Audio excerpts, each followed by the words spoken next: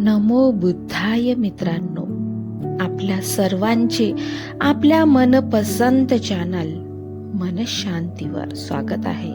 आपण भारतरत्न बोधिसत्व डॉक्टर बाबासाहेब आंबेडकर लिखित भगवान बुद्ध आणि त्यांचा धम्म ह्या पवित्र ग्रंथाचे वाचन करीत आहोत.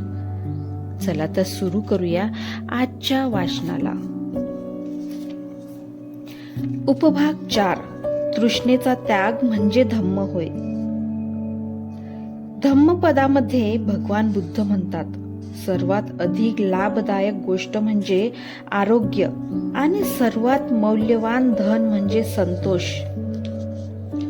या संतोषी वृत्तीचा अर्थ दीनपणा किंवा परिस्थिती पुढील शरणागती हा नव्हे, कारण तसा अर्थ करणे भगवान बुद्धांच्या शिकवणुकी विरुद्ध ठरेल.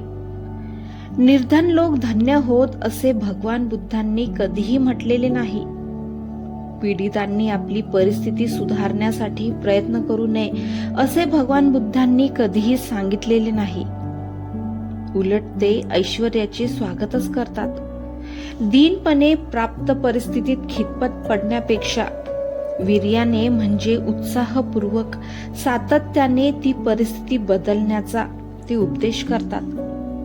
जेव्हा भगवान बुद्ध सांगतात की संतोष हे सर्वश्रेष्ठ धन होय, तेव्हा त्यांच्या म्हणण्याचा अर्थ एवढाच की माणसाने अमर्याद अशा लोभाच्या अधीन होऊ नये.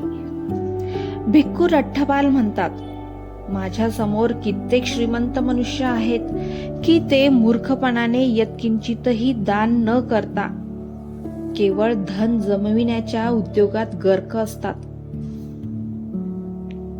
त्यांची तृष्णा कधीही शमत नाही. ज्या राज्ये समुद्रापर्यंत पसरलेली असतात त्यांच्याकडे पाहावे तर ते आपले साम्राज्य समुद्रापलीकडे फैलवण्यासाठी सारखे धडपडत असतात. प्राप्त आहे त्यापेक्षा अधिक प्राप्त व्हावे अशी इच्छा करीत राजे आणि त्यांची प्रजा या पृथ्वी तलावरून नाहीशी होते.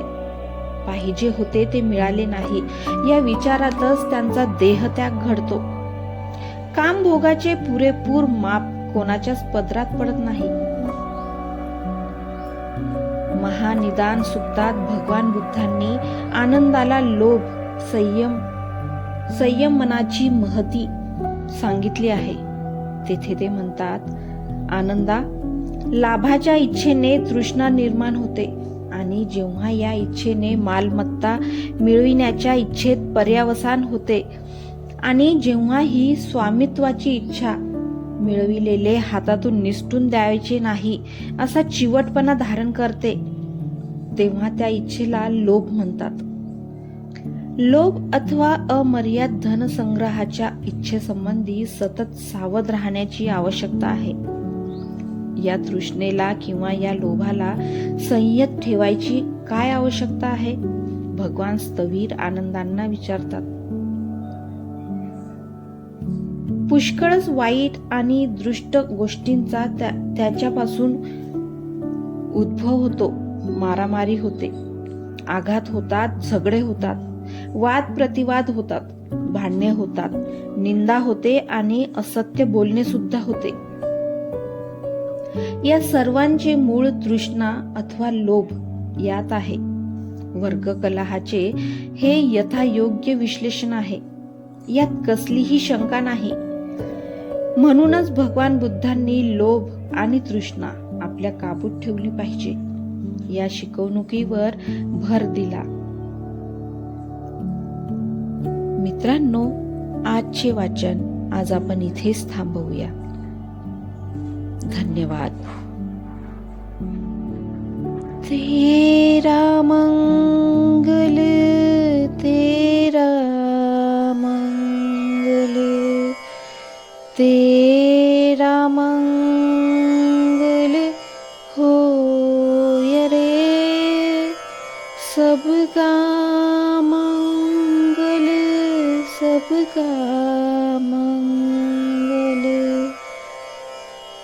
सबका मंगल होय रे. विठ्ठल.